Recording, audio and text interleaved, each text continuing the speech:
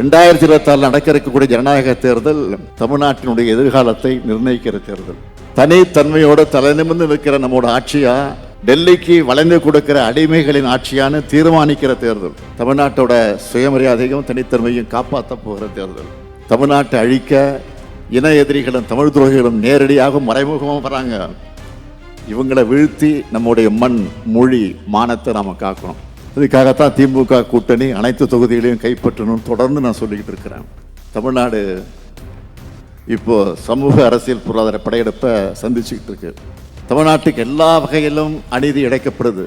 இந்தியின் பேரால, சமஸ்கிருதத்தின் பேரால, ஜிஎஸ்டியின் பேரால, புதிய கல்விக் கொள்கையின் பேரால, நீட் தேர்வால், சட்டங்களால், உத்தரவுகளால், ஆளுநரால் என தொல்லை மேல் தொல்லை கொடுத்துக்கிட்டு இருக்கிறாங்க. இது தமிழ்நாட்டு மேல தொடுக்கப்படக்கூடிய தாக்குதல். இந்த தாக்குதலை முறியடிக்கிற வல்லமை நமக்குத்தான் இருக்கு. பாஜகவினுடைய பகல் கனவு திமுக இந்த மண்ணில் இருக்கிற வர அந்த பகல் கனவு நிச்சயம் நிறைவேறாது.